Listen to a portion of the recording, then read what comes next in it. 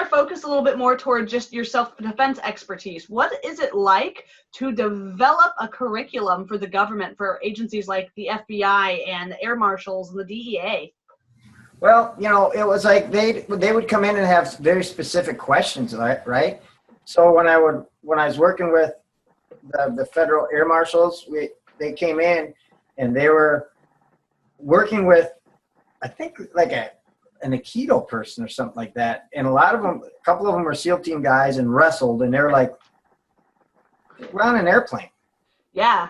And so, and I had worked with, military and law enforcement and different things all the way up. And so they said, well, here's what we want to work. We want to work a lot of knife stuff. We want to work, what we're going to do on a plane. So we would be on very narrow areas, learning a lot of snap downs. So it was basically taking the environment that they're in and just, modifying the techniques for that. There's not a lot of round kicks going on an airplane. There's not, a lot of big crazy throws. It's like you're on an aisle, right? Yeah. And then a lot of it is for them too. It's, obviously subdue, but how to, fight when you're in your seat and somebody attacks you from behind. So we did a lot of that type of stuff. So it was just developing, kind of unique curriculums for the questions that they had and wanted. And it was the same thing for, working with the, FBI or whoever. They would say, okay, we're going to come in the mornings and we're going to do like a 10-week course. And, this is what we want to develop. I said, okay, let's go from there. And it was always really fun because for me, I would be like, hey, shooting. And so they would bring me out. And so these guys are like, you think about some of the guys in the FBI or like especially air marshals, and they're very good shooters, right? Yes. So it's fun. I got to do stuff on airplanes and create different, then when they're there, they'd be like, okay, what about this? And then so we'd collaborate back and forth. So a lot of times it was really just these question and answers going back and forth, because just like fighting, I mean, you got certain things, but it's very flux. Who knows what can happen. So things would come up on the fly. And in some cases I would be specifically brought in to work, like maybe clinch stuff off the walls when you're in full kit. You got your whole stuff on, you got all this, and going in a room, you pin against the wall. Now what do we do? And I'd be there for a week, and that's pretty much what we'd work. Ooh. And just off of that, scenario. And so it was sometimes it was very unique questions, and then just coming up with very what I consider very straightforward answers. Because my thing is, the goal, especially in self-defense or combatives, regardless of what it is generally in a like a military standpoint. If you're doing combatives, we bypass a lot of things already, and we're in a situation that we don't necessarily want to be in at all. Yeah, and they may be injured, they may have lost weapons, they may be, whatever. And so my philosophy on that is, you want techniques that I could be used on my worst day. Yeah. Not on my best. Because on my best I'm good to go, right? Yeah. But on my worst days, what would I do? And I think, and this is kind of a unique kind of a thought that some of the guys had, because when I started working with, especially some of the upper level, special forces people, I was, that was after my cancer, when I had my left foot doesn't work the same, and they have a little limp to my walk, and I'm not a big guy. And so they would come in and they go, holy crap. Okay. This dude has a foot that doesn't work 100%. He's only like 5'7" or 155 pounds, 160 pounds, and it's working. We just had this dude that was 285 pounds or 260 and athletic and ready to go and kind of struggling to get things done. And I think that was one of the things that they liked, because depends on where you're working, but like with the, down in like Fort Bragg, when I was working down there, a lot of the guys are more like triathletes, built like triathletes, right? Yeah. And then you go to another unit, and they're freaking massive, right? It's like, these are different dudes. It's like, I don't think you guys need this. I mean, but they're just looking for more efficient ways because, you know, when you're thinking about the military, they may have one mission and then another mission and then another mission. Then they get intelligence and they got to go again. And they may be going 20, 24 hours plus straight. And their body's not 100% because of go, go, go. And now all of a sudden they got to fight. Yeah. And so that's why I look at it like, what would I do on my worst day? And how would I be able to deal with it?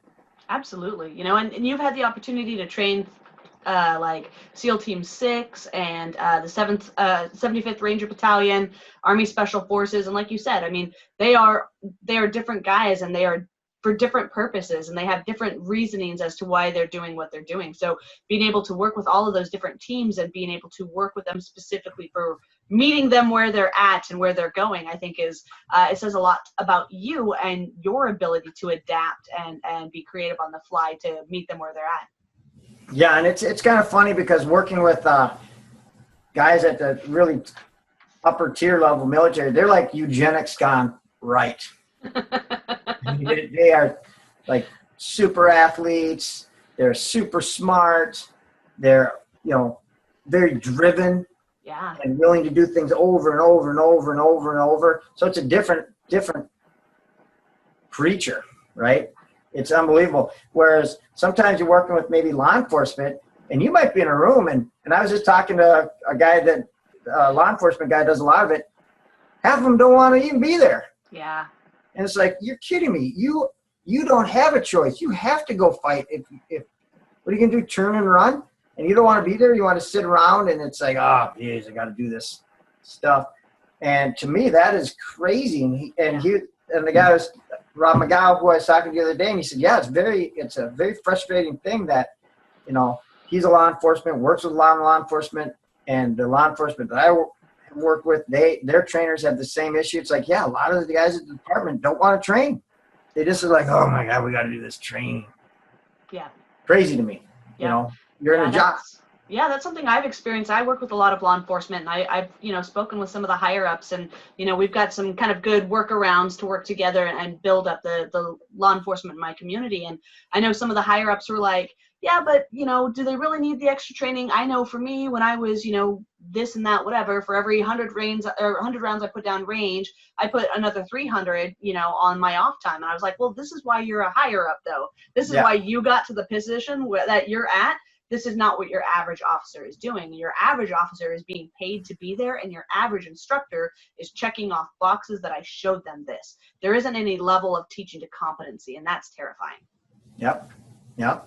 And so it's depending on what you're working at, regular police officers versus fugitive task force versus DEA or whatever. I mean, they have a very different focus, and there's a different level of individual that's there. Yeah. And so. Absolutely. Yeah. On the nose. Yes. Mm-hmm. So you brought it up already, but I want to talk a little bit about your battle, your successful battle with cancer. I know at age 37 you discovered you had stage 4 liver cancer. And at that time, there was only a 5% survivability rate, which is just absolutely insane. You did 6 months of treatment, were able to, get that to go into remission. Can you talk a little bit more about that first experience and what that was like for you and, of course, for your family? Yeah. Initially, I just thought I was getting sick. Who knows? You're getting run down, feeling weak, whatever.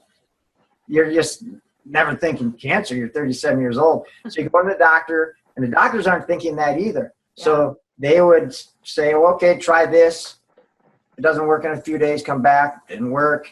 And then it progressively started getting worse and worse and worse to the point where I would have to show a move, and then I'd have to sit down.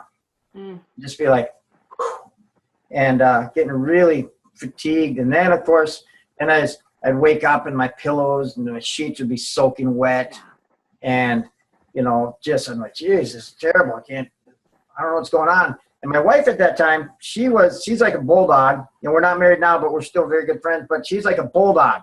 And she was like, call the doctors, like, I don't know what you're doing, but you better figure out what kind of scan he needs, because you haven't given him any scans whatsoever. Yeah. So finally, they gave me a scan, and they said they were going to call at a certain point. 1 minute passed, she's calling, and they said, give us 15 more minutes, and then they called back and said, go to the hospital. And so I said, okay, they must have found something. Yeah. Right? Still not knowing what it is, but just exhausted, getting to the car, go down there, you check in. And I remember getting off on the elevator, and the door opens up, and I see oncology. And I go, You knew.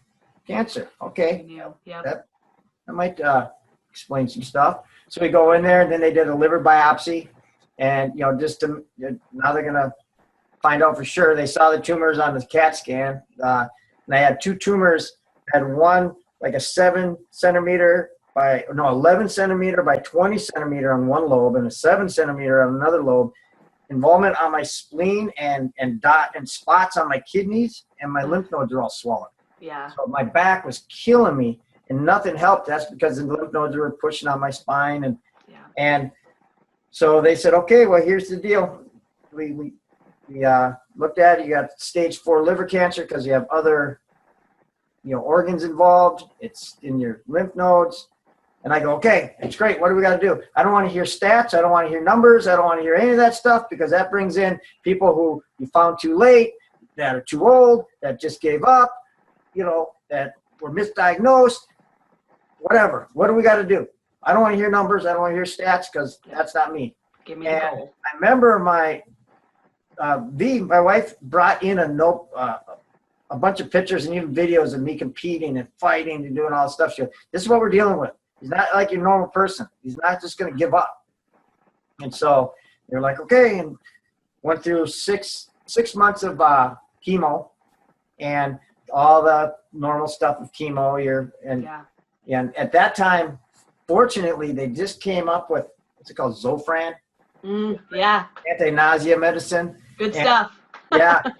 And so that was good, because definitely that helped, because prior to that, but at that point it was still relatively new, and it cost so much. It was like $90 a single pill. Oof. Crazy, right? Yeah.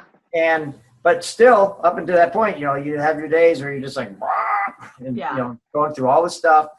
But I would remember going, well, wrestling and Thai boxing, competing and pushing myself super duper hard all the time.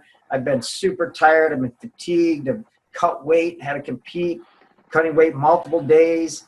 Competed when I was sick, when I felt great, when I didn't feel great. And so I had this kind of reference point where I'm like, okay, I can do this. I felt like this before. Yeah. But I always tell people, going through like the chemo and the whole process is like having your most tiring workout you ever had that you never recover from. Yeah. You're just tired all the time. Yeah. And everything's just like, oh. And I was just like, okay, I need strength, so I'm going to eat as much as I can and try to figure out what I can eat and eat a lot of it, because I need strength to fight this thing. Plus, I remember I dropped the weight down to like 20-some pounds, down to my college wrestling weight. It's like 130 pounds. 134 pounds. And so I was like, geez, I gotta build up. Yeah. And then between my 5th and 6th chemo, they saw that my tumors had shrunk up and they were going into remission, and they were like, wow, this is awesome. This is the big deal. And, being a very physical fit person and having that mindset to battle through was huge. My son was 2 at the time. My daughter was 5. So there's a lot of motivation. Oh, I bet. And they give you a certain energy too. They're bouncing around, running around, and you're just like, oh. So, and that was huge. Well, kind of between that 5th and 6th chemo too is when I started getting all this pain in my legs. Yeah. And I was like, God, what's going on? And I started getting a drop foot on my left foot, and I'd be walking, and my foot would catch, and I'd fall over, and my legs started getting really weak, and just constant pain. So then I went in and get on OxyContin, oxycodone, Percocet, everything. And it wasn't working. Yeah. None of it was working. So they finally I was on a PCA that was put into my vein right here with, they would shoot morphine every like 15 minutes. And I got to the point where that wasn't working anymore. And I'd be calling up, yeah, I wonder if I could adjust that machine, you know, and they're like, no, you got to come in. Yeah, just give me a figure out, you know, you're trying anything to get pain. And then it'd get to the point where I'd have to be admitted to the emergency room. And then, you know, you get pumped with whatever, Dilaudid or morphine, and then you're in the hospital until they can regulate it. Well, it started getting worse and worse and worse, and my legs were giving out, and doctors are at their wits' end because they were giving me CAT scans and MRIs and PET scans and everything. Nothing was showing up.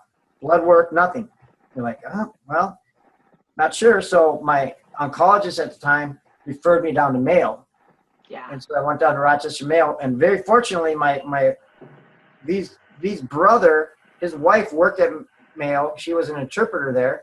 And so, you know, we kind of had this inside connection, right? Yeah. So we got in and went to the doctors at first, and they were kind of like, okay, and the neurologists and, you know, hematologists and oncologists, you know, everybody was like, I think you have maybe an infection in the lining of your nerves that happens sometimes from chemo. And that's pain. And I'm just like, oh, but they were going, but this is not your normal amount of pain. I mean, this is like immense pain. And I was finally admitted through the emergency room at St. Mary's Hospital, which is attached to Mayo in the campus. They have St. Mary's and Methodist. And did not leave for months. Once I was there, I was in that room for months.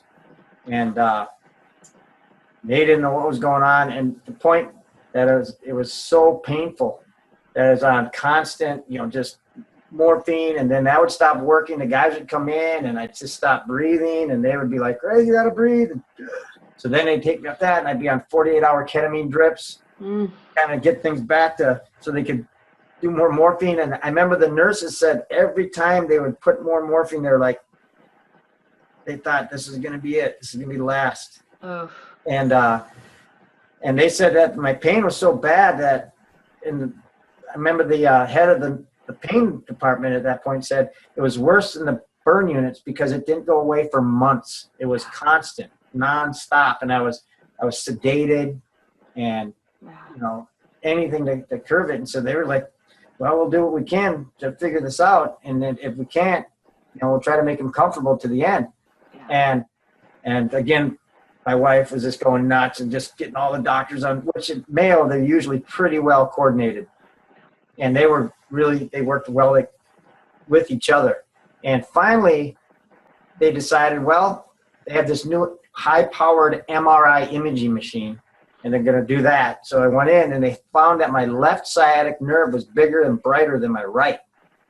So they said, okay, and they went down first and biopsied my serial nerve by my ankle, and didn't find anything. So then they biopsied my sciatic nerve, and that was a pretty big ordeal. This very famous peripheral neurosurgeon was, you know, it was sensory nerve, motor nerve. Sensory, had to figure that out, and then pluck the sensory nerves to try to figure that out. And they found that the lymphoma had drifted into my nervous system. Yeah. So now they said, well, we have neurolymphomatosis, and at that point, 2002, going into 2003, but they said, okay, we know what it is. We know of 33 known cases, and 32 we found post-mortem, and the 33rd person died. So there's been 0 survivors. Yeah.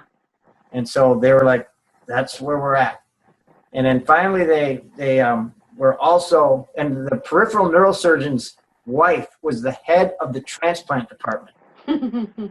And so I ended up having, they said, well, we have one option here, full body stem cell transplant, which at that point was it was pretty new. Yeah. Edge.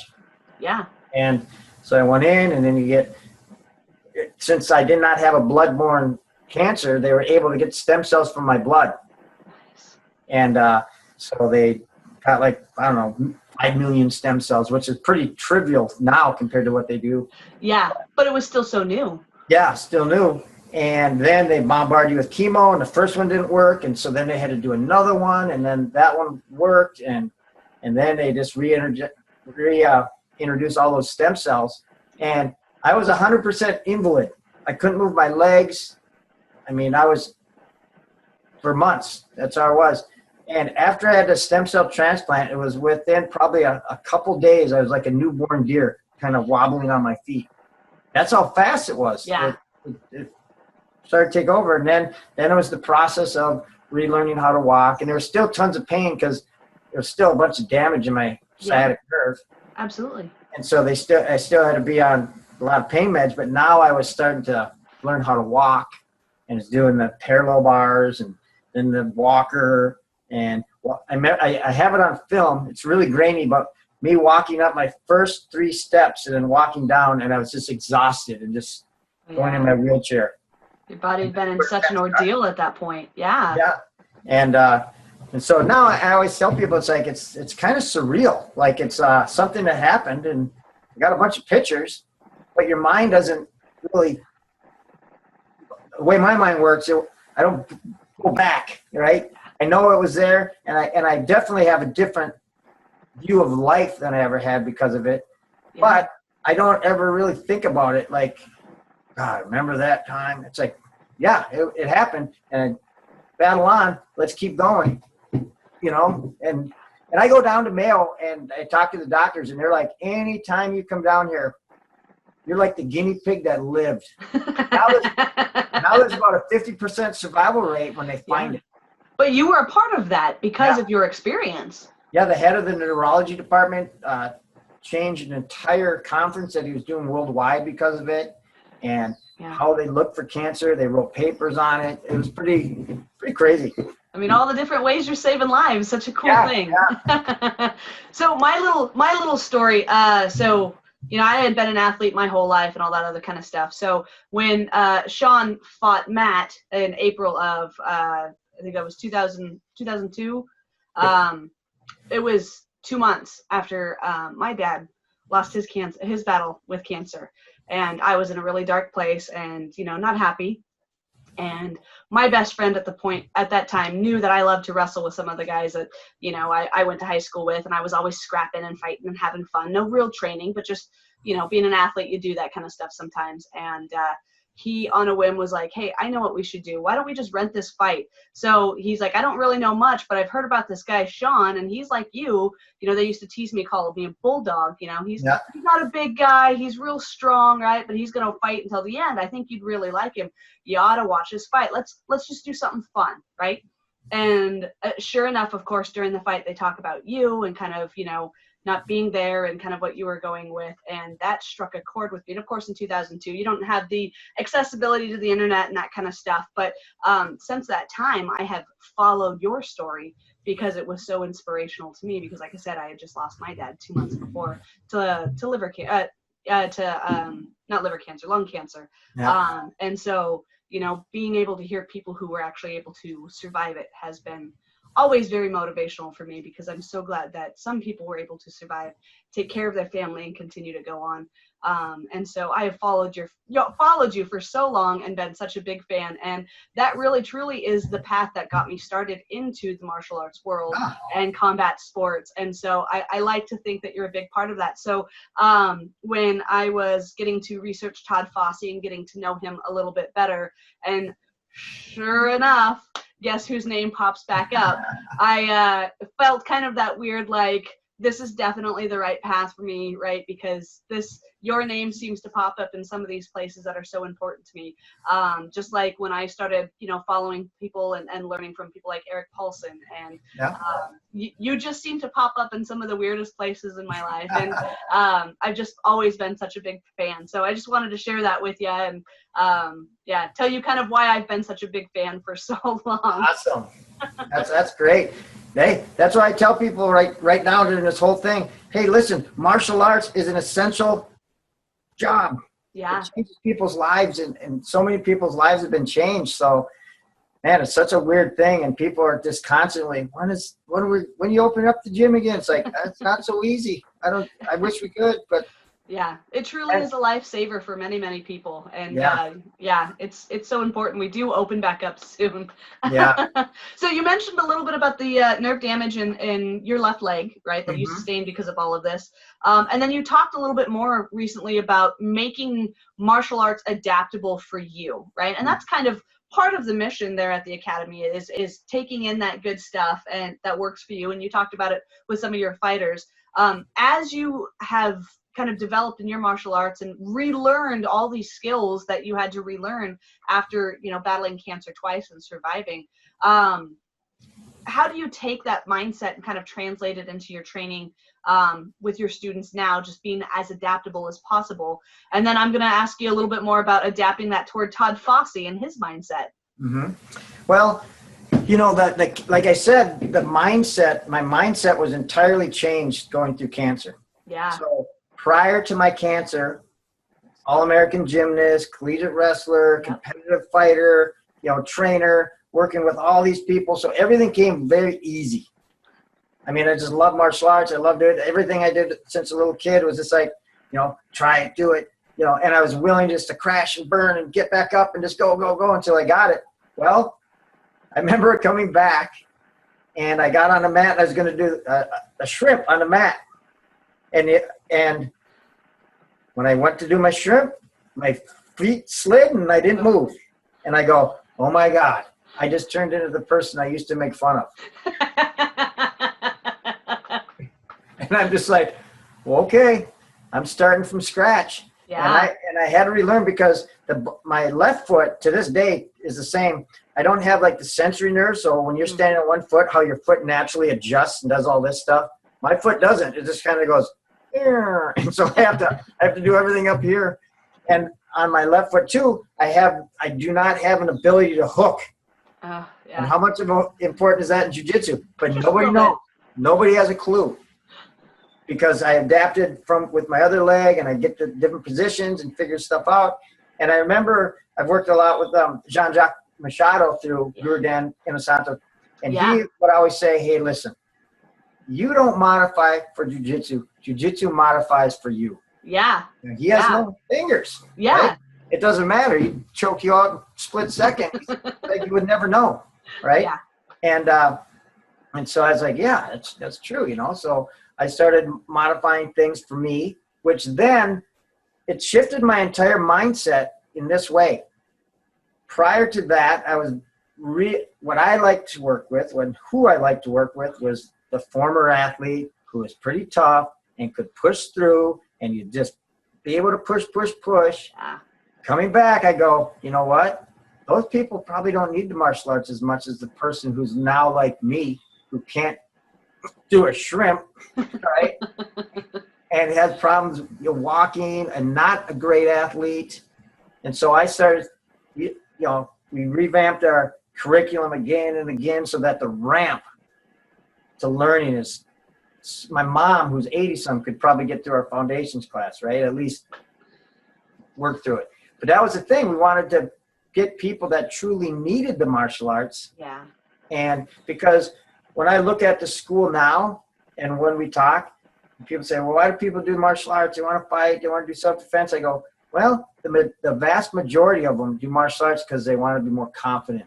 They want to feel better about themselves. They're unsure. They're, squeamish about, things that can happen. So they come in and at first you could see it. They're just like, And within about a month or so, you're looking at them and they're having a fun time and they're laughing and they're moving around with people and they're, getting taken down or whatever the situation is. And then, people that just keep on going, which, quite a few of them, they keep going and going. And next thing you know, that might be one of those people that says, hey, I'm thinking about fighting. And guess what? You're going to be cannon fodder. And so, which has happened. But we have smokers in the gym. So they'll be able to go up and, have a really intense sparring match. I mean, it's like a fight, but we just break it faster. And so people that had never even thought about doing that in their life are up there doing a smoker one day. It's pretty cool. And that became kind of the new mission. Yeah. I always have the fighters. They're there. That's just a given because the fighters that want to succeed at a certain level are going to kind of gravitate towards us anyways because we've always kept a very high standard. Good, high standard there and good fighters. And so that didn't really have to do much for that. But we had to revamp our entire the website, everything. So before we were MMAA, which was Minnesota Martial Arts Academy, but everyone was like Minnesota Mixed Martial Arts Academy. I go, no, that'd be MMMAA. So finally I said, but the majority of the people just call us the Academy. Yeah. So let's just change. I mean, our legal name is still Minnesota Martial Arts Academy Incorporated, but it's just the Academy. Yeah. And once we did that, we shifted everything. And Andy Gran, who's my basically my conciliary, my second in command. I mean, he's the guy that he does all the websites. He does all the stuff. He's a black belt. You've got a great team. Really good. He's been with me since I opened in '92. Yeah. Right? All through thick and thin. Kept the school running when I was in the hospital from dealing and out of the school for like a year. So he just revamped the entire website, made it, very friendly for the people going for those type of people. And now, we went from, we had a pretty successful academy, like a couple hundred, but then it went up to 300, 400 and above. And it got to a point where it's too much. And I said, you know what? This is too much. Literally, I don't even know these people that are here. And so we were at a really high number, and we just what we did is we just raised our prices. So then people would, we'd get a different clientele too, people that were more serious, people that wanted to. And the funny thing is, we're probably one of the most expensive schools in Minnesota. There's another one that's very expensive. But we are in demographically the lowest income area in the state, one of them, in the cities especially, one of the highest crime and one of the lowest, socioeconomic areas in the Twin Cities metro areas. Doesn't matter. Yeah. People who want to figure out how to do it, they're going to figure out how to do it. Exactly. And because of that, when we're in a situation like now, of course, the people that got laid off and the people that don't have a job, we're just like, hey, we'll just put you on hold. Don't worry about it. Yeah. But because we're working with a lot of other people that are in these jobs that, hey, I'm still at work. I'm still getting paid. So we'll keep paying because, you're doing the Zoom, you're doing whatever. Yeah. Hey, I want a place to come back to. So we have a pretty good number of very, pretty successful people they're just like, hey, we're here. So Absolutely. That really is a big deal. Absolutely. That's fantastic. And I'm so glad everything is going so well and keeping up to date. It's such a weird time that we're in. Nobody really had any plans or preparation or expectations for this. But, I'm glad that everything is going well and you guys are going to be able to survive it because it's so important for so many people. Can you talk a little bit about training with Todd Fossey and just how you kind of shift things for him, just with his different mentality about being an armed citizen defender? Yeah, he has a different mentality because I've worked with other people that are, well, I don't know what their deal is, but they're armed, they're self-defense people, right? And they handguns, and everything's like the handgun. I go, well, the problem is, you pull it out, you got to use it. Yep. So Todd having that mentality is, we're not a gunfighter, we're a fighter that has a gun. Yeah. And so it's an option, but it's up here, and we're learning how to fight first and learning how to defend. And he has his background is just so crazy. Yes. All the stuff that he's done and his view of things, and really cool, right? So how he kind of looks at things. Very creative, not, definitely outside the box. He's not trapped by any dogma. Yeah. He's about figuring out what's going to work, period. For the most people under the, whoever we got. And so I'm going, yeah, that's perfect. Right. And so for me, I look at that and I go, well, that's kind of the same mentality that we have, but he brings in the element of the handgun. And, when I go and do my little section at his camps, we're going to be grappling and we're going to have a handgun on. So now our focus is going to be on that. So I just modify things for that scenario. And then when he comes in and grapples and works, he's just very straightforward. Says, I'm doing this. I'm always assuming that I have a gun. So I want to be able to adapt it to one side a little bit more. And I'm like, have at it. That's what it's about, Yeah. And so it's pretty cool. It's pretty cool. It's really fun. And one thing I love about Todd is that, you know, he just is so open-minded and willing to work with so many different people to try and find the best solutions. And he is just, I mean, he can be a very blunt type of person, but he has got one of the biggest hearts. And I just appreciate him in so many ways. I can't wait till the next time I'm up there training with him. I've got all sorts of good things I want to bring him, and Cool. you know, check out, and of course come and visit you. Of course, I gave him crap my very first time that I was up in Minnesota. You know, he had plans for us to go to one of the newest firing ranges in the area, and we had an issue with the big storm that came through, and I was like, hey, that's all well and good, I know we're doing firearms, but Greg Nelson, like, can we, like, is there a way we can manage that? He's like, maybe next time. So I've been giving him crap about, you know, moving all that all together so that we make sure that all happens. But yeah, I'll be back up there just as soon as this all clears up. I've had to cancel my last 2 times that I was supposed to go with him. But yeah, I just love how you're both so easy to adapt based on what that person needs and finding that person right where they're at. And I think that's it's pretty fun because during my COVID training, right, I have like various targets up on my walls, and I have the cert gun, and I'm doing stuff, and I'll send him.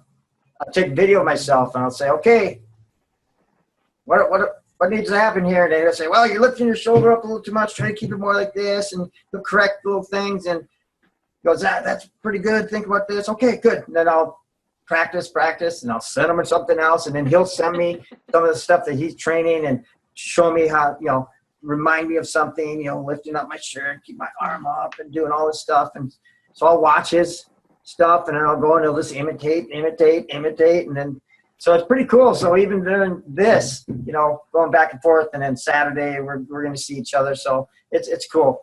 It's cool. Yes, that's awesome. That's so fantastic. So, you know, you've got all this great experience, but, you know, we haven't yet really gotten the chance to talk a lot about your weapons experience, because you've got a ton of it, including, of course, with firearms. Do you have a specific philosophy you really, you know, bring to the table as far as utilizing weapons, be it a firearm, a knife, or a stick? Well, for me, I look at, you know, probably a firearm and a knife have the kind of the similar mindset for me. You know, once it comes out, something seriously bad has happened, right? Yeah. So things are going to happen. And for me, it's, you know, kind of almost in the same spot that I'd be carrying my gun. That's where I carry a knife. And I carry a knife around more. You know, I'm a knife. You know, I always have a knife, no matter where I have a knife on me, right? And so for me, it's like that's kind of the thing. But I also do a lot of stuff where I use the knife that's not open, using it as a way to hit with it, because once that blade comes out, it brings up the potential for you and the other person to get seriously injured, because that thing goes on. You know, I've been in, you know, a few, you know, situations where blades have come out, and I got stabbed through my hand once, I got stabbed in my arm once. You know, back in the 80s, I worked at 80s and early 90s. I worked at Target as a floor walker, catching shoplifters, and it was 2 of the most crime-ridden stores in the entire state.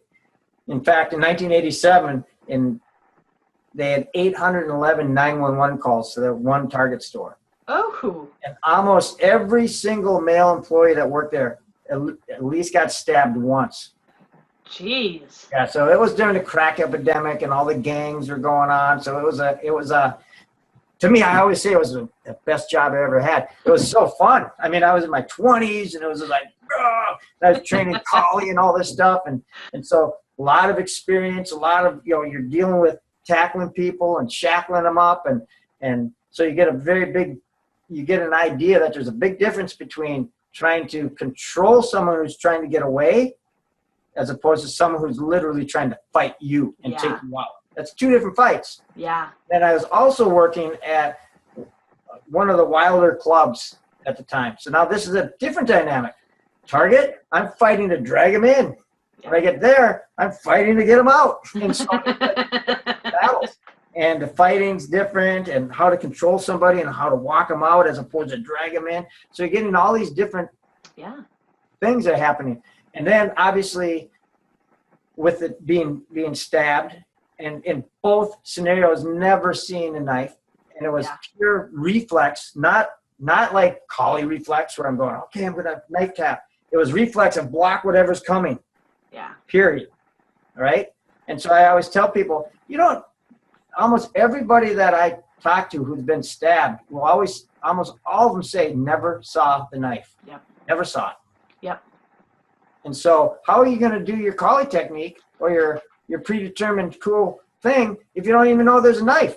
Yeah. All you're seeing is this, and you're thinking, here comes the punch. So now it's about covering up. And I still remember that time where I got stabbed through my hand. It went in right here on this knuckle and went right through. And I remember the guy was kind of going in and out of consciousness because we tackled him. He was faking it.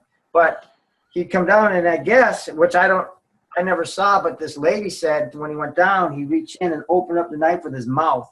Oh, my goodness. And then came flying around. And I thought he was punching, so I just blocked it and then kicked him back, and then was going to go and go after him, right? But then I saw blood, so right away I went, God dang, I can't believe he cut me. I didn't think he hit me, right? Never felt one thing, right? And then I'm looking at, where the hell's the blood? And then I look, and it was, my hand was just all bloody, and I'm looking, and it's like, see cuts on both sides. Well, it was a weird thing because for maybe 10 seconds, I don't even know how long, I went into the red zone, and I was just like, bang, and I took out my knife, and I was like, okay, I'm going to freaking stab. And all of a sudden, my coworker, I can remember his voice kind of really faintly getting louder and louder and louder. Greg, put it away. Greg, put it away. And so I'm like, okay. And I remember just looking and going, then this guy was kind of crazy. He's swinging a knife, and he's yelling something. It's unintelligible. And so I put my knife away, and I looked around, got a shopping cart, and the fight commenced. And we went on. It was like a 10-minute fight. Still. And I lost a lot of blood and could hardly stand up. But we ended up getting the guy. We got him in. And so you learn right away. And it changed how I looked at fighting, knife. And I said, disarming a knife that's going to be pretty tough. People first, you don't know it's coming. Two, most knives are really small. Yeah. Not these big giant training daggers that don't cut you. Yeah. Right? They're really small, and people hang on. Yeah. And the other thing is, blood is really slippery. And so now if there's a lot of blood, it's like, you better be able to figure out how to hang on. Yeah. So there was a lot of, we did a lot of study then, how to control the knife, how to control the hand, how to use clothes, how to use the shirts, tie up. I mean, everything was about control. And, I knew a lot of cool disarms and stuff, and that was fun. But when it came down to it, it's like, yeah. And then I got stabbed again, and that was with like scissors. All right. Once again, didn't see it. And another coworker got stabbed and separated his tendon on his arm, flopped. And then that guy, and then the other worker was with him, got stabbed right in the back. And so it was like that's the way it was. It was just a really wild time, like a wild west back then. And but those experiences shaped the way I looked at dealing with weaponry. Yeah. An entirely different side. So I watch people do stuff, and I know, well, I mean, that's cool. And I ask them, well, what about if it's for real? That's what I ask them. Well, that's what we do. And I go, then you watch him do all these fancy disarms, and right away you're like, this dude is completely clueless. He has no idea. He's he's believing his own hype. And but then other people will be showing some really cool disarms. I go, what if it's real? And they go, oh, then it's about control. I go, this guy is more realistic. They understand the game, right? And most people that are at a higher level of dealing with the knife for real, it's all about control. It's about getting control of the weapon. And it's very similar with a handgun. You got to maintain control. It's got to be control. They're grabbing at your weapon. How do I control it? How do I make sure I have retention of that weapon? Because if you lose it, now this is a different world. Yeah. So I tell people when someone's grabbing for a weapon, They might be punching you in the face. Well, so be it. You just got to deal with that. You got to suck it up, because what are you going to do? Take your hands off that when you already know they're digging for it? Nope. You better figure it out fast. And that's why I also say where just training to be physically tougher is a huge part of being a fighter. Yeah. You know, I could teach a person the most devastating techniques in the world that I know of, that never really trains. It's not going to matter a bit. I have friends that have never trained martial arts in their life, and they kick ass. They're just tough freaking people. Yeah.